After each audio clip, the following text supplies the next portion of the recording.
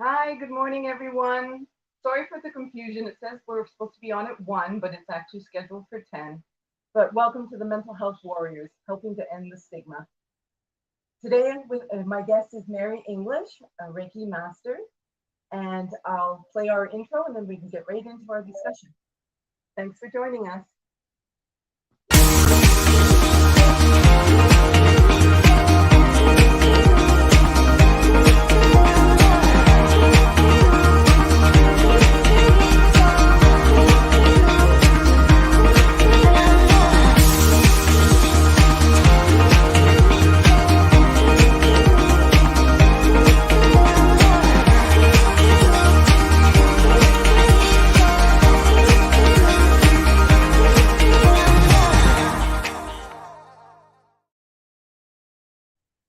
And welcome back.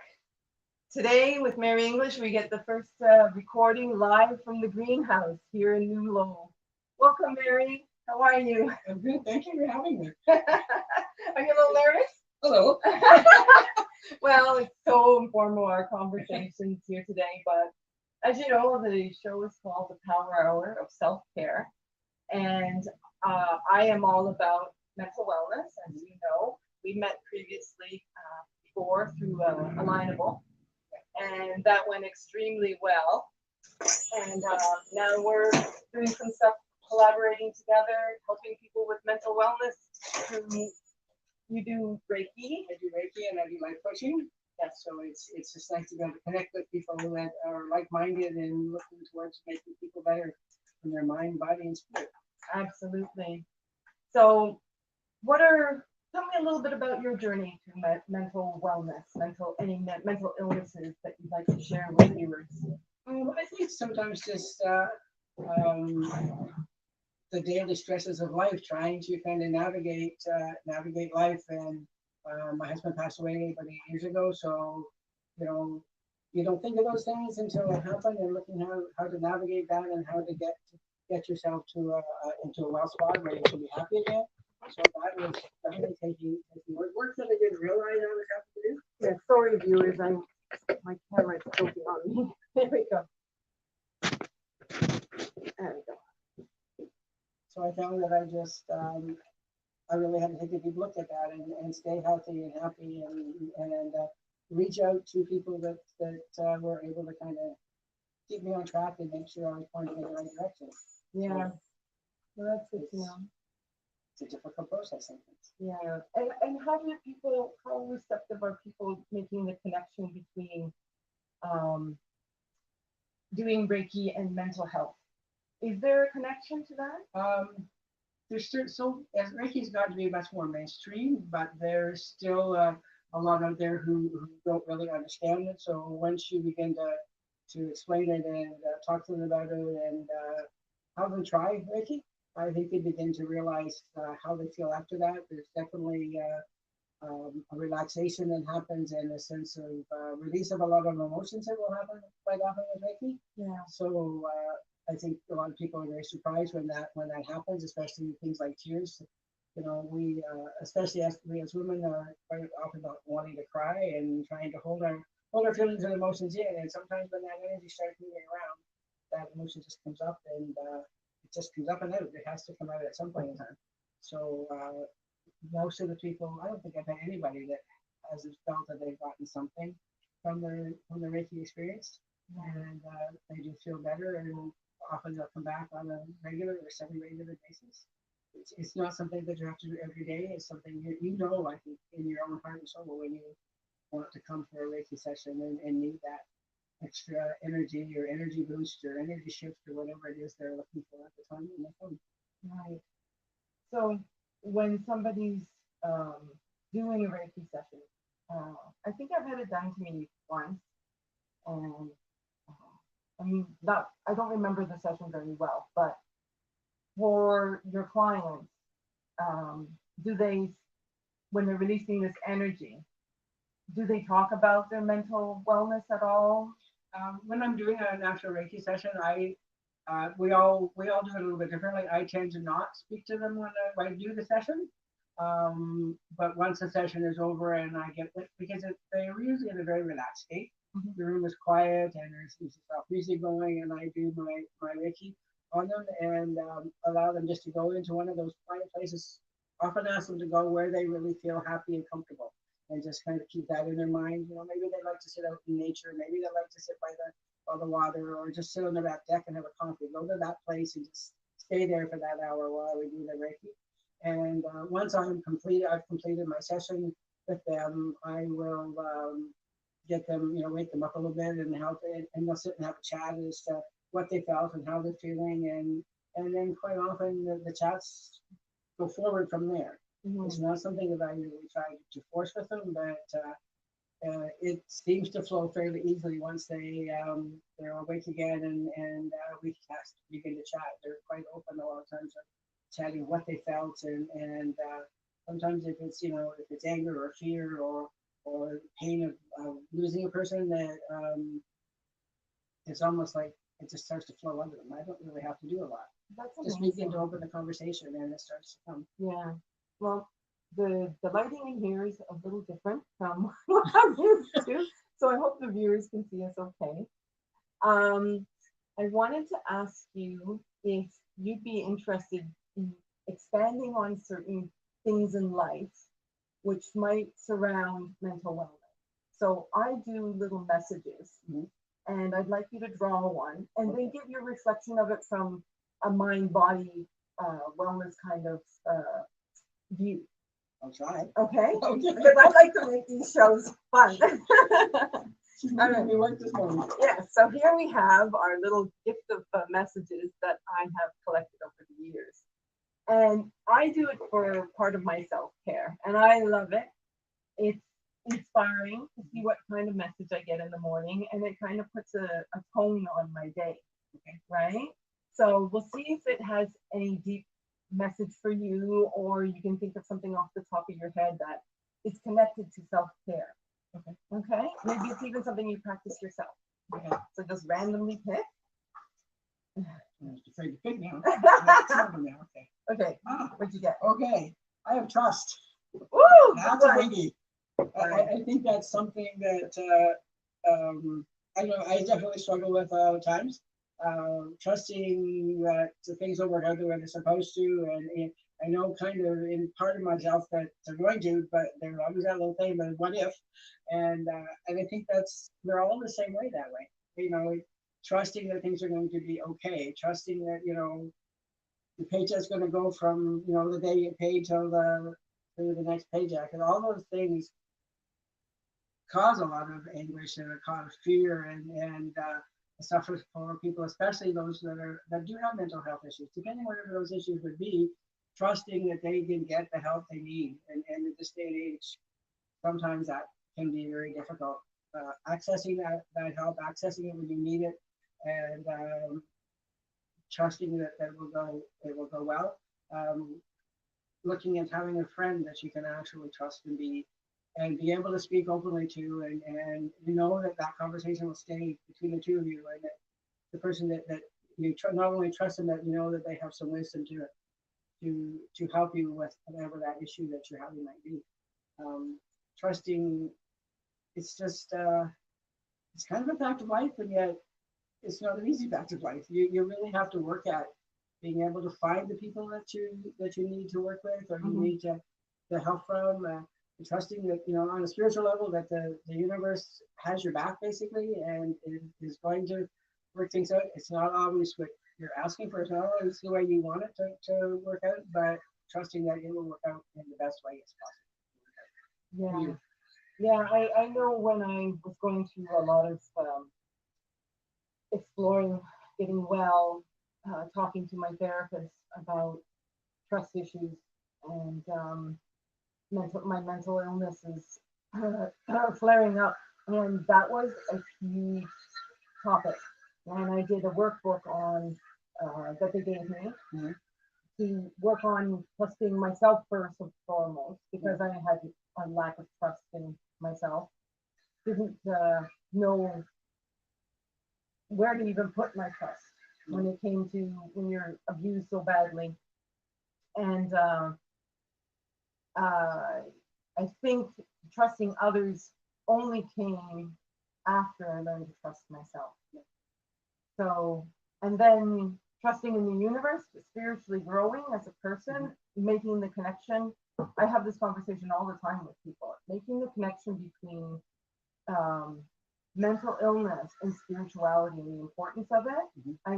I'm trying to get more awareness around that with people. Yeah. What are your thoughts about the connection between mental, like, is part of self-care, learning or understanding that mental illness requires spirituality?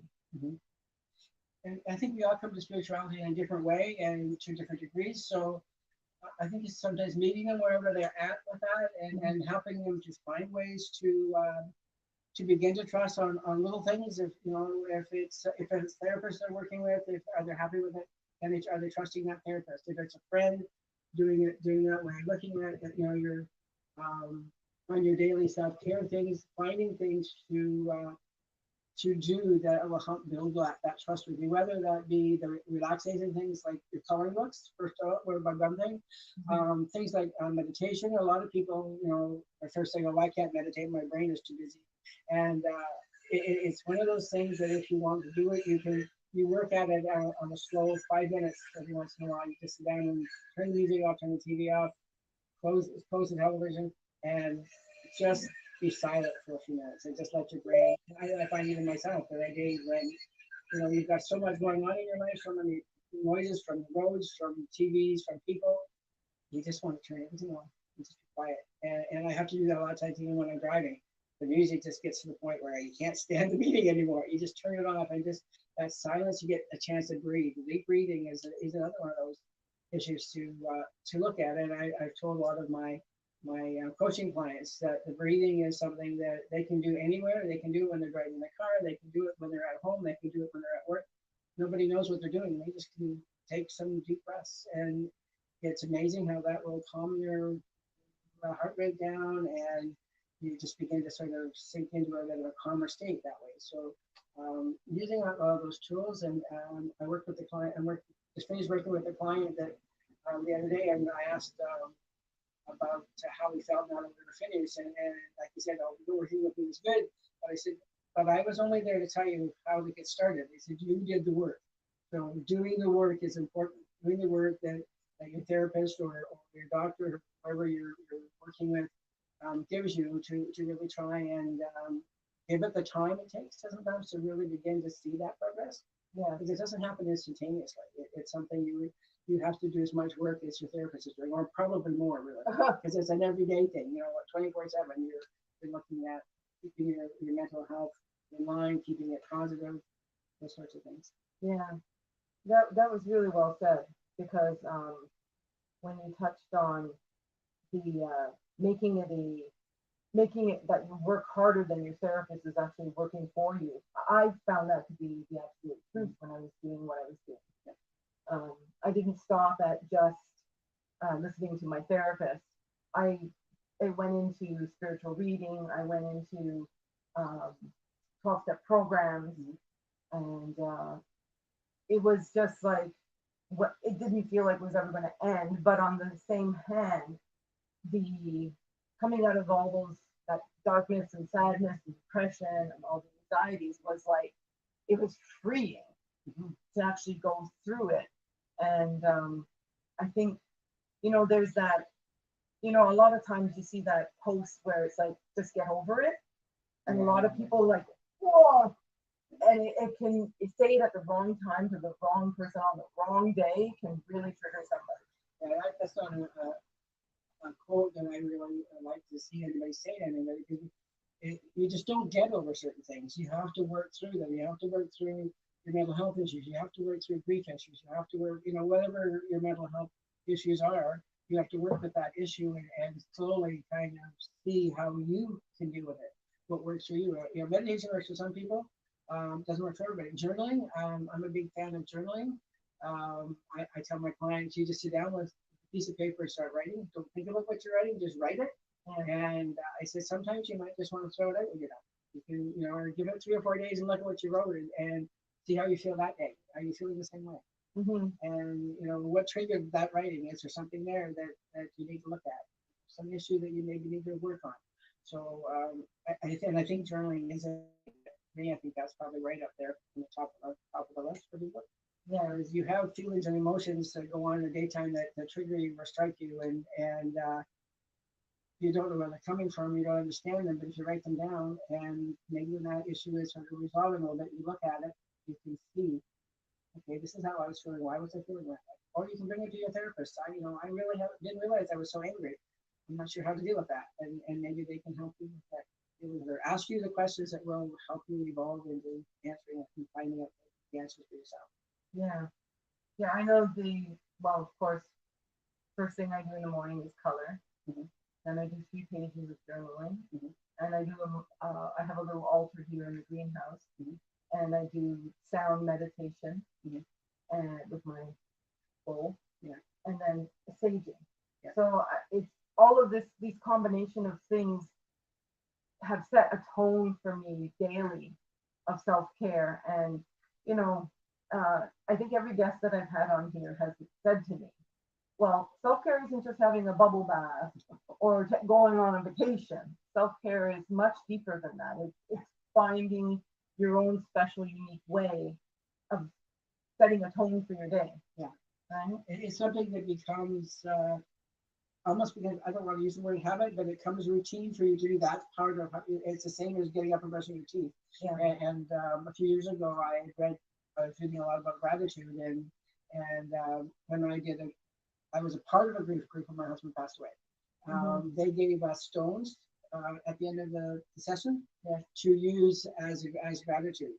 And every morning and every evening, you were to think of 3 things you were grateful for. And I thought, oh, yeah, okay, fine. But I did it. I put it on my bedside table where I would have to see it. Some people carried them in their pockets during the day. I found I would use it or I would wash it. So I left it on my bedside table. And every morning I would do that when I woke up. It's before I even hit the floor. Before my feet hit the floor, that was what I did. And at night, before I went to sleep, that's what I did. And it's gotten to the point now, and my husband's been gone almost 8 years. I can't go to sleep until I do that gratitude thought before I go to sleep. What was I grateful for today? Sometimes it's just that the sun was out. Sometimes it's just that I had a quiet day. It doesn't have to be monumental. It can be very simple things. I didn't catch anything that I shouldn't have caught today. So those sorts of things make it simple. So you don't have to make it earth shattering. Right. As you were speaking, hearing about the loss of your husband, I fortunately have not had a huge loss of a close loved one in my lifetime yet. And but being a conscious being that I know that it's eventually going to happen to me. Well, my mother passed away a long time ago, but we didn't have that kind of close bond that I felt a whole lot of grief over losing her. I did grieve her. Yeah. And grief is a great topic to have on the mental health worries, because I would like, maybe you could expand on how, now I'm treading in areas I'm not familiar with, but I love to learn. And I think what I'm trying to express is, how do you think that we look at grief as being a mental illness? Or do you think people look at it more as it's a process we have to go through? I don't think it's a mental illness, at least it starts that way. It's a process that you have to go through, and I think that the wording for that from pretty much everybody that deals with grief coaching or counseling anyway, you have to walk through it. You can't walk around it, because as you lose people, whether it be someone that you're really close to or someone that you really have strong ties with, there's always grief that goes with that. Different people, I guess it's different degrees for different people depending on your closeness and your attachment.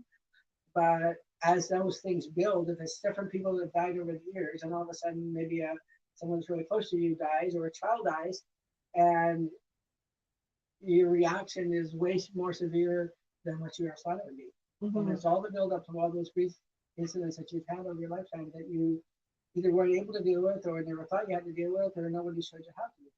Oh, So when you begin to deal with them, it's like it's a relief, but it's not like this. They give us 3 days when someone dies. If someone is a family member, they give you 3 days. Well, you don't get over grief in 3 days. Who's they? Your employers, that you have, or even people out in the public. They figure, once your person has died, you've had the funeral, life goes on. Get over it. Oh.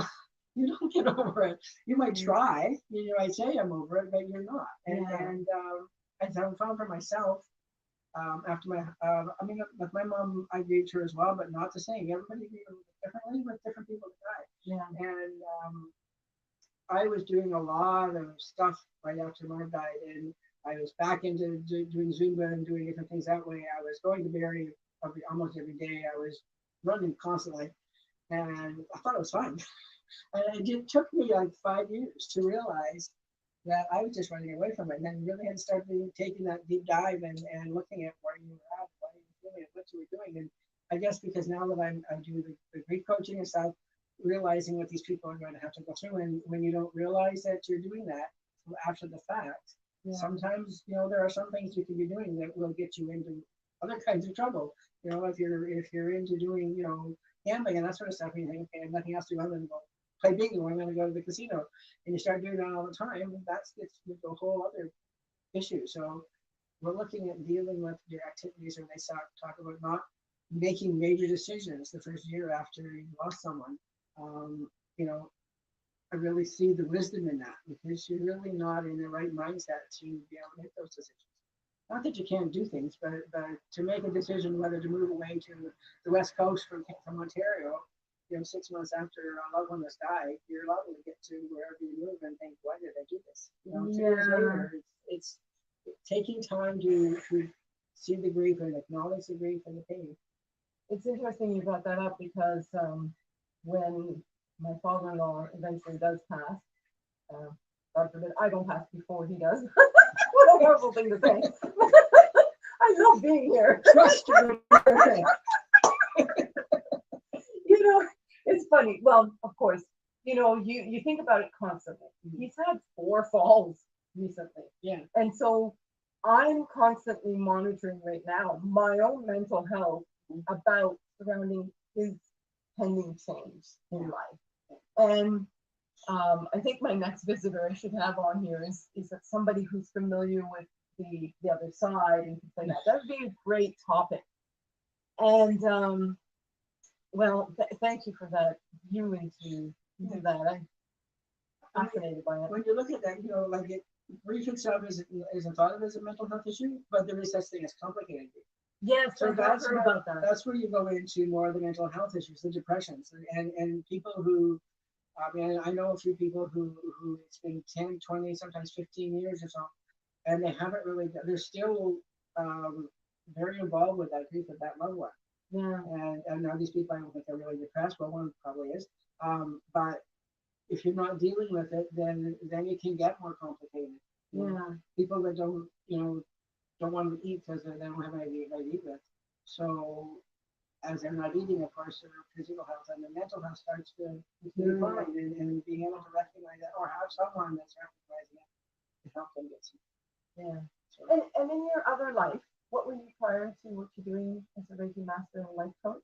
I worked as a registered nurse for almost 40 years. And were you involved in any mental patients, mental illness? Not so much in the sense. I worked in a regular hospital. I think the only time I was really involved in that was when I worked in Emerge for almost 20 years.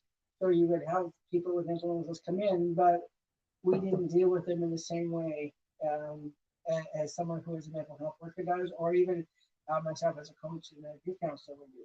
Because they came in and you basically did what you had to do initially, like for blood pressure, temperature, and those physical things. And sometimes if you had time, you could sit and talk with them, or just sit with them until the doctor came. But I don't think there was a lot of real direction in that way. Yeah. And that's maybe something that needs to be worked on. Can I ask you a really hard question? Maybe.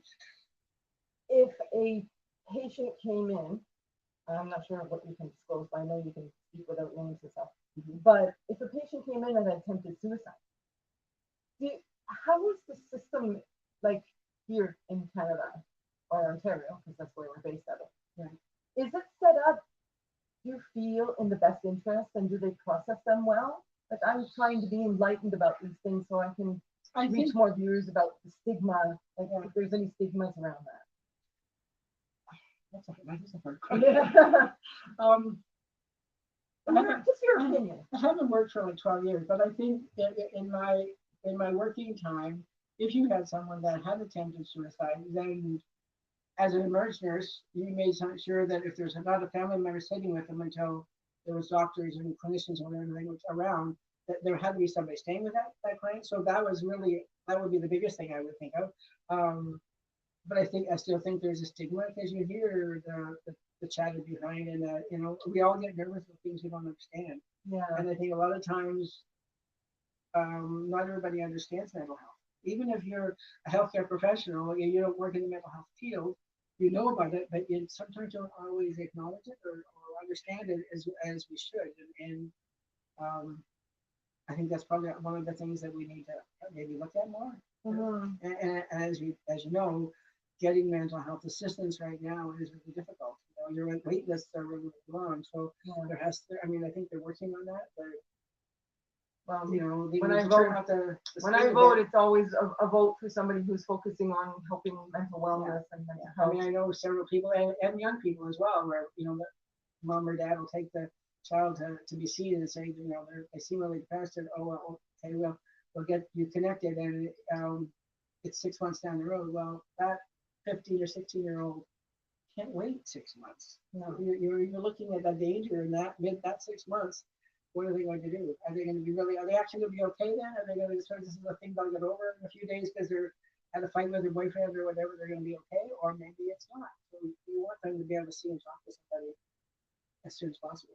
Yeah, absolutely. And I remember a lot when I was going through a lot of stuff.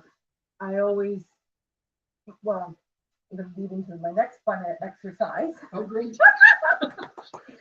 Well, you know what? I believe, even though I struggle at times with my mental health, I believe laughter and conversations with great people is another form of self-care.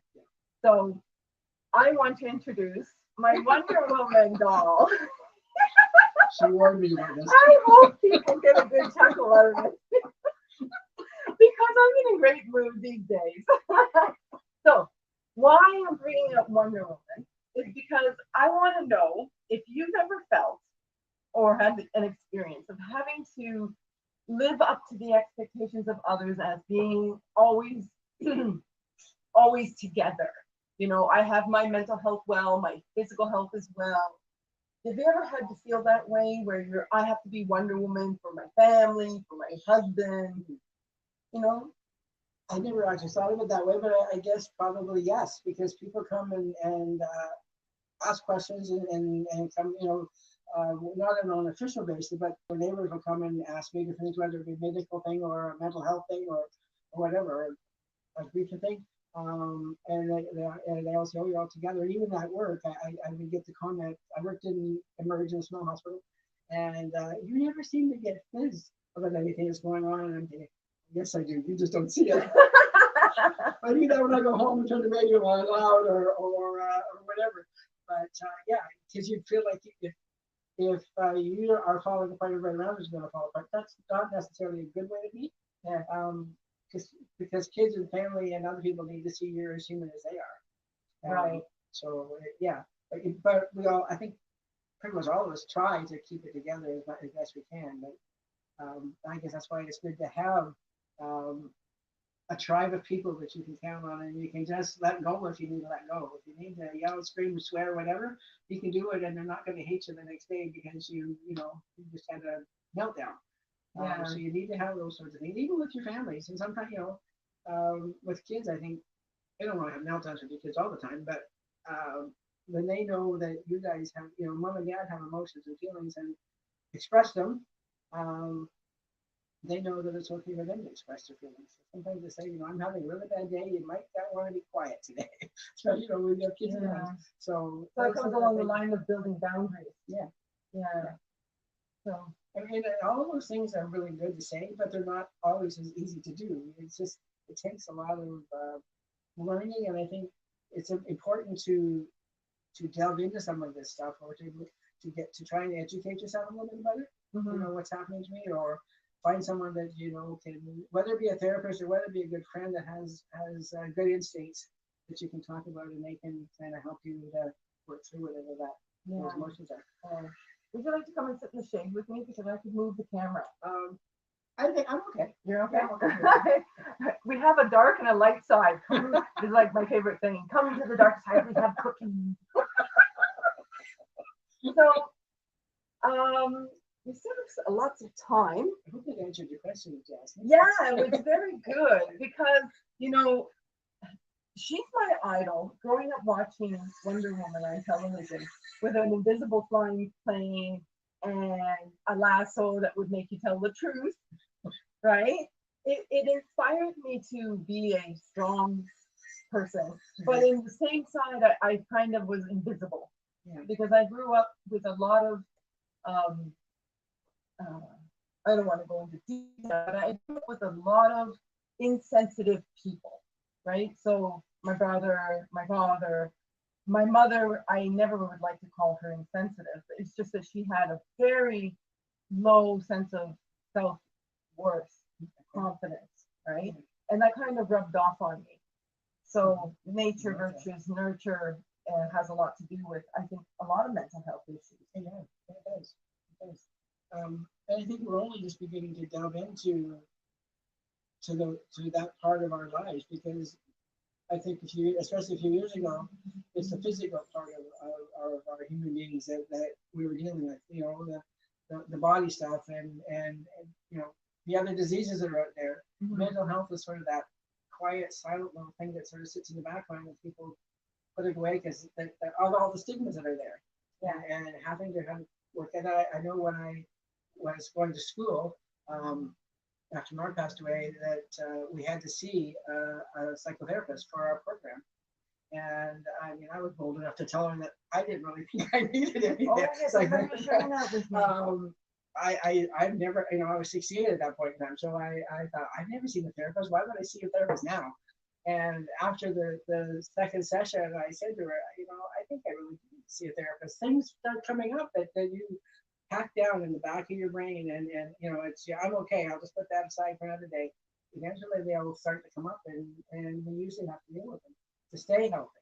Yes, and the life seems to have this magical way of delivering the message over and over until you get it. Yeah. And some of us, unfortunately, pass away without ever learning. Yeah. And I think I wanted to go out with a diploma of life. So that's why I study so much, and that's why I do the things I do. So how about we do a small daily reading? Okay. And you can share your thoughts on that, and then we'll talk a little bit more around some different areas of stigma that maybe you've experienced with mental health. Like, or we can even do that now. You said you had some different kinds of stigmas. Can you expand on that? You mean personally for myself again, or for yourself, or what you've noticed from other people? Where do you think the biggest stigma lies with mental health? I think it's the biggest stigma is having it out there, because it's thought of as such. Like it's in the closet. It's in the closet. Yeah, people don't want anybody to know because they're going to think they're crazy, or prevent them from getting a job, or prevent them from getting, going farther in their job if they have mental health issues. And you don't get the same kind of response, I don't think, if you have to go off on leave because of mental health issues. I think it's getting better. I just think it's getting better. All of these things take a lot of time, but that's, I think, the biggest one that nobody wants anybody to know, because people will think less of them or think they're not very smart if they have a mental health issue, which some of the, when you look at some of the stars out there and some of the people in high positions out there, they have mental health issues, but they have learned, most of them have learned how to look after them. We always hear about the different stars. So they have all kinds of issues that they had to do therapy for, and you think when you look at them, you think they're so smart and so good and such great actors or actresses, and in reality, they have a totally different opinion of themselves. They just think they're not very good, and they're not worthy, and they're not worth what they're getting and doing. So it affects every single one of us at some point in time, to different degrees. I mean, some people might have a time of feeling really depressed over whatever is going on in your life, and you're able to work through it. It's different when you get into that depression state and you can't work through it. And you're 6 months and you're still depressed, and you have to see somebody, and you're afraid to, because A, it's going to take a long time. B, what are your workmates, or what are your family, what are your friends going to think if you admit that you're really having some problems? Yeah, so it'll be nice. I know it's getting better, but it's got a long way, I think, to go yet. There's still a lot of work to be done, I know. I think one of the main focuses of life coaching and mentoring, and all these spiritual and emotional, mental wellness structures that are coming out now for the public. Do you think that, like anything, education is key about mental health? Mm-hmm. Right? So if we have, per se, everyone in therapy, then do you think the stigma would be removed? I don't know. I think that's just a case by case level. When you're seeing a therapist or a coach, I know for myself, asking the questions and challenging that client with the questions. Why are you're feeling this way? Or why are you feeling this way? How would you like to feel? What does that look like when you see yourself? That's a great question. And what does it look like to you 6 months down the road when you get over this feeling of depression and that you're worthless? What does it look like for you? And what are people saying to you now that they see you smiling and happy? What are they saying to you? And I know, when I started going to that level, some of them was, and then a couple of them admitted they found the questions. They didn't think they were going to like them and found them hard, but once they had done them, they could see where it was going, and it was very eye-opening. Saying that actually made me think of, some of the stigma around mental illness is that we portray it as being very hard. Mm-hmm. And it is. And when you get over it, mm-hmm, or get through it, mm-hmm, around it, whatever you need to do to get to the other side, I think that's part of the stigma. I remember approaching someone and saying, I think I need therapy. And they told me, no, you don't need therapy. Now, that's ignorance versus a stigma, I think. Or do you think it's one and the same? I think it can be a little bit of both. Yeah. And I think when you were talking, I was thinking of moms that are going through postpartum depression. Mm-hmm. A lot of times, moms will go to their doctors and say, I'm not feeling well. I'm really tired. I'm becoming really depressed. Well, you came in here smiling, so you must be okay. And you've got a nice house. You've got a good husband. So how can you be having problems? Well, that has nothing to do with postpartum depression. So that education on that physician's part needs to be increased, or they need to look deeper into that. Because when you go and you're feeling terrible, and your doctor said, well, you come in here smiling and you look okay, you're nicely dressed, and your hair is all washed, so you must be fine. Well, no, it's not always fine. You get up and you wash your hair, and you don't want to, but you do it because you have to go to the doctor. So they're not seeing they're not listening to what you're saying. If someone says, I'm really depressed, then 99.9% of the chance they're depressed, and you have to start looking at why, and where's it coming from. Yeah. And then you get that response that you're not depressed. Then they go home thinking there's something wrong with them. What's wrong with me? And they continue to work through that, try to work through it. And some people can, but there's a good percentage that can't. Yeah. So, well, working through the stigmas of surrounding mental illness is quite a hurdle, I think. Mm-hmm. I find the more I talk about it with people, I talk to complete strangers at times, and get people's feedback, because I would like more, like I'm constantly active every day about not only my self-care, but being careful, being not, well, not careful, but being aware. Okay, so for example, say you were wearing the color green. Okay, and somebody who's struggling with depression or anxiety, for whatever reason, hates the color green. Okay, so we know that smell, uh, vision, hearing, and other senses will trigger a person to have a flashback or whatever, right? So here you are sitting here wearing green out of total innocence. You have no knowledge that this person's maybe her abuser used to wear always green. Okay, so I had a friend that used to hate to listen to the national anthem for hockey, and it would trigger her, and she would have to remove herself from the group. So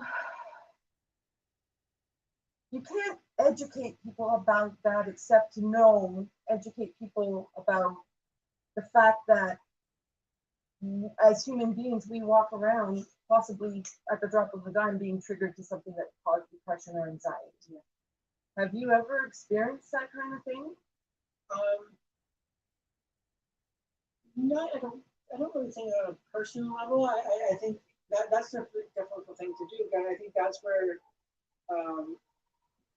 you have to have that openness with that person you're with, the person with the issue, saying, I really do. Can you please not wear green when you come? It really bothers me. The green color bothers me, or certain sounds that bother people. Then and hopefully that they will respect that. Yeah. I mean, if it comes in the moment and they arrive with green on, there's not much you can do about it. But then maybe that's with the person with the issue. He said, how do I work with? Because you're going to see certain colors all the time. Yeah. So how do I work with that? And that would be what probably you would look at with your therapist, I think, because how do I work with that color that triggers me? How do I get beyond that? Yeah. And it's going to be different for everybody.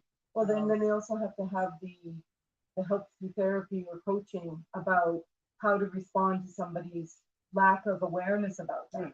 Because you'll get somebody who would innocently enough, not understanding that they have a trigger happening, say, oh, well, I wear green all the time, you have to get over it. Yeah, and then I think you have that option. You either, if that's their attitude, then they're not really caring about you at all. And I guess sometimes we have people in our lives that we have to let go of. And I don't mean you're mad at them, you have to argue this, but maybe you have to let go of that person. If they're not willing to understand that you have an issue with whether color or whatever, maybe that person isn't the right person for you to be able to tell them. Yeah. If they can't honor your need for that, not to wear the green color because it really bothers you, and you've had this trauma around it for whatever that reason is. I mean, if someone told me I really can't stand the color red, well, when I'm like that, for the visit them, I wouldn't be wearing a red T-shirt. Yeah. So if you have to honor that person's needs in that respect. Yeah. So yeah, for me, that ends up a combination of stigma and ignorance, because if they can't care enough to make an attempt, like coming here to Lowell and learning to live with two older gentlemen, and walking into a home and not, like, the way I was raised, I wasn't educated to go and greet somebody when I walk in somebody's home. I think, I just go in and go visit the person I'm going to see. But if there's another person there, I didn't realize I was making him upset because I'm supposed to go in and greet somebody, right? So these are things I didn't grow up learning, but as soon as you learn something, right, not only is it improving your mental awareness that to care for somebody and be consciously aware that, it is a pleasant thing for both parties to respect each other's little what do you call them? Idiosyncrasies? Yes.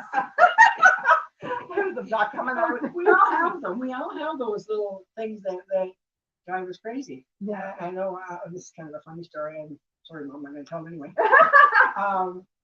My mother was very happy and proud that I was becoming a nurse. And I mean, working in nursing, especially in the early years, you work as a general practice nurse, and you clean up all kinds of different things. And I had said to my mother one day, just as we were chatting, I can deal with anything except people's teeth. I do not like taking teeth out and putting teeth in. Oh, yeah. That was always the thing that really bothered me. Don't know why, it's not a big deal. But anyway, she was very upset with me about that. And I thought, I'm not going to tell you anything else that bothers me because you're going to be upset with me. And then I was almost made me feel like I was being a very selfish, bad person because I didn't, that bothered me to take people's teeth and put them in. So those are, I mean, that's just a little tiny thing. Like it doesn't take sometimes anything major to trigger somebody.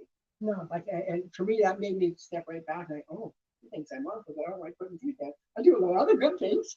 Anyway, so yeah, you learn all this kind of stuff. And some people you can talk to and rectify things like that. Other people, they just forget it. Yeah, they just still think it's horrible. Right. So, I don't know. I promote love, kindness, and compassion, as you're aware of. Yeah. And everybody always shares with me, oh, we need so much more of that. And I'm hoping having these conversations with lovely people like yourself out there helping other people, human beings, get through their days, learn some self-care practices, implement them. And you can learn all you want to learn, but if you don't practice them, you don't get very far with them. I usually just tell people I'm talking to or I'm working with, okay, you know, there's all these things we can do. Take one for the next 2 weeks. So we need to get take one thing and do it every day. Yeah. And then we'll see how that goes, and then we'll maybe look at taking something else, or we'll continue doing that one for another couple. Because it takes a while to get in the habit of doing gratitude, doing a gratitude journal, meditation, and people just don't go sit on a chair and be great meditators. You really have to be disciplined at doing it and trying it, and you know, take it 5 minutes at a time, 5 minutes a day for a week. Maybe the next day we can do 10 minutes. Find the music that kind of soothes your heart and soul and put that on softly and just sit there. Yeah. You don't have to think great things. You just have to sit there and take that time to connect yourself. I love meditation, don't get me wrong. But I think sometimes we put too much stress on somebody to do like a Buddha kind of thing where you sit and go all day without making a sound. But for me, because I'm constantly on the go, constantly doing this, that, or another thing, and drive Walter crazy. But I will take 2 minutes and just come out here and sit. Take a couple deep breaths. I even have signage here. Be sure to breathe deeply. And it just resets my internal clock. But that's a form of meditation. You just you don't have to sit and do the Buddha. You just have to take 2 minutes just to, you know, even if it's that question, okay, how am I today? How am I feeling? What's my gut feel like? That's where you feel most of that, or a lot of that emotions, or, you know, my gut's in an uproar because I have to go to work and I really don't want to go to work. Okay, breathe. It's going to be okay. Breathe. I'll be fine. Let's, you know, I'll be able to do this, and I'm going to work today. And give yourself that 5 minutes of space time, even if it's at your coffee break, and you're feeling wound or frustrated or whatever. Just go somewhere in your coffee room and go outside and get some fresh air and breathe a bit and have that little bit of quiet time. And that, to me, that's the same as meditation. I mean, it's a different form of meditation, but there's walking meditation. You know, you can walk I've done that.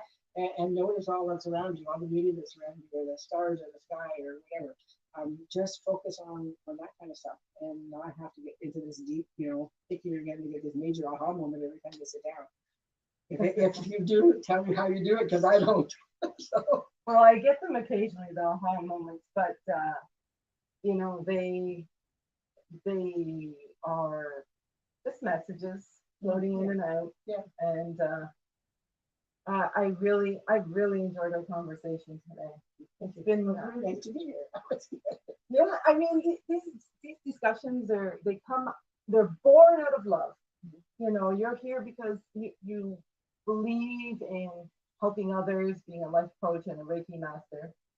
And, you know, I believe as a total activist now in mental wellness that the messages have to keep coming out. We have to keep sharing. And otherwise we have terrible incidents like all the shootings in the States. I noticed though on Facebook, I mean, there's lots of garbage on Facebook, that's for definitely sure. But I'm noticing there's a lot of people putting more positive messages. There's a few people that are on my Facebook. I know who they are, but I don't know them. And every day they post a positive message. So there's people out there, whether they've had issues themselves or what, I don't know. But it's nice to open your Facebook in the morning and say, it's Monday morning, have a great day. Yeah. It's simple. And I'm finding that more and more and more. So Yeah. that's a good thing to see. Absolutely. Well, I'm just going to close up with a small reading from the Secret. These are the daily teachings. Okay. And I just wanted to share this message with you, and then you can share with us about how to contact you, where you're located, etc. And then we'll wrap things up. Okay. And so, no matter where you are, no matter how difficult things might appear to be, you are always being moved towards magnificence. Always. So, it was a magnificent experience today. Oh, put a spin on it. Very good experience. Yeah. And so share us a little bit about where we can reach Mary English. I live in West Beach. I live in a retirement community there, Park Place. I have a webpage, and you post that on there, or they can. I can later. It's Open Heart Wellness Health is my webpage. So, and I also have a Facebook page. It's just Open Heart Wellness. It's I'll leave both of the links with here, and it's as easy to get to. I'm open usually Monday to Saturday. I just take clients as they come. People that want to come for Reiki or Aroma Touch. I take people in the evening if that works better for them. So I'm retired. Basically, this is my second job or second career. So I just I'm pretty flexible with times and working around my time and your time. So if you want to give me a call, we'll have them all posted here for you to do that. I'll leave you a card that you can have. Yeah, I can add you to my board. Yeah, because I was asking you for cards last Yeah, time. You right. didn't have them. So, anyway. Okay, well, thank you, viewers, and thank you, the Mental Health Warriors, for my first experience in the greenhouse has been a smashing experience. Nice, yeah, and come out and visit me if you're local. And thank you. I'll play the ending video right there if I can find it. I can always.